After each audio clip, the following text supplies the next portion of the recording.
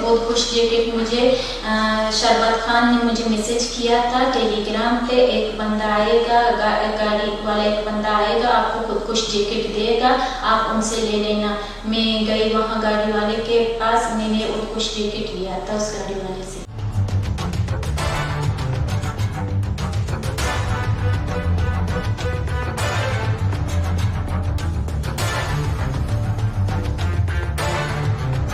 बलोचिस्तान में खंभे गुम ॼाणायल औरत माहिल बलोच जो छिरकाईंदड़ एतराफ़ी वीडियो बयान साम्हूं आयो आहे, जंहिंमें हुन एतराफ़ कयो आहे त हूअ बंदिश पियल तंज़ीम BLF लाइ कमु करे रही हुई ऐं खेसि ख़ुदकश हमले लाइ हिकु आपघाती जैकेट बि ॾिनी वई हुई। माहिल बलोच जो इहो एतराफ़ी वीडियो बयान बलोचिस्तान हुकूमत जे तर्जुमान बाबर यूसुफज़ई ऐं DIG CTD एतज़ाज़ अहसन गोराया जी कोयटा में गॾियल प्रेस कॉन्फ्रेंस दौरान पेश कयो वियो।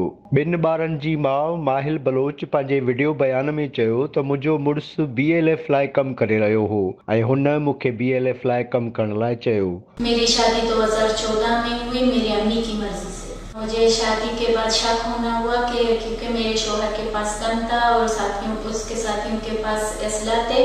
मैंने 3 मंथ के बाद मैंने शोहर से पूछा कि आपके पास गन है, आप क्या काम करते हो? तो शोहर ने बताया कि मैं BLF के लिए काम करता हूँ। मुझे पता चला कि मेरा शोहर तंजीम में है। उसी टाइम में प्रेग्नेंट थी, मैंने शादी नहीं तोड़ा।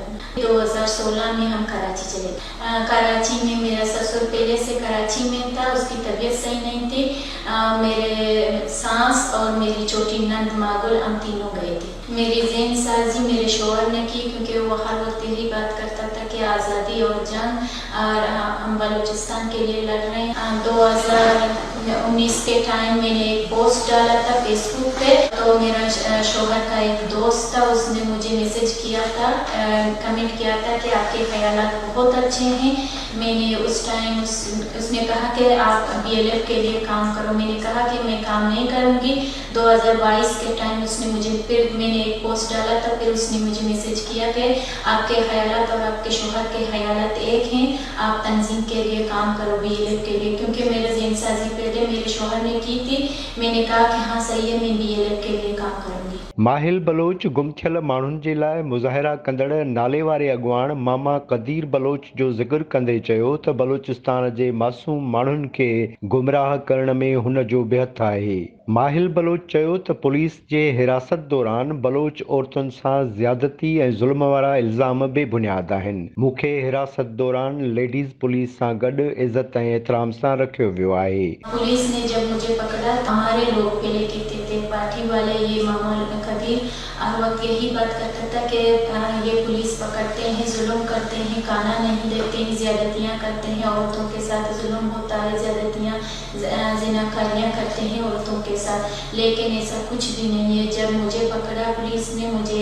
कमरे में लगाए और मेरे खाना पीना सब कुछ टाइम पर मिलता है। जिस तरह के अपनी बहन बेटियों के साथ उनका सलूक है, मेरे साथ इसी तरह है। और मेरे साथ लेडीज़ पुलिस भी है मेरे कमरे में। बलोचिस्तान हुकूमत जे तर्जुमान बाबर यूसुफज़ई चयो त अॼोकी प्रेस कॉन्फ्रेंस जो मक़सदु क़ौम खे इहो ॿुधाइणु हो त दुश्मन कीअं असांजे मासूम अवाम खे वर्ग लाइ इस्तेमालु कनि था। हुन चयो त माहिल बलोच खे हिरासत में असां पंहिंजी माउ भेण जियां रखियो आहे। DIG CTD कोयटा एतज़ाज़ गोराया चयो त माहिल बलोच खे 17 फरवरी ते आपघाती जैकेट समेत गिरफ़्तार कयो वियो हो ऐं गिरफ़्तार करण बैदि बाक़ायदा अदालत में पेश कयो वियो ऐं संदसि 2 भेरा रिमांड बि वरितो वियो। माहिल बलोच खां पुछा ॻाछा दौरान अहम मालूमात मिली आहे जेका फ़िलहाल ॿुधाए नथी सघिजे।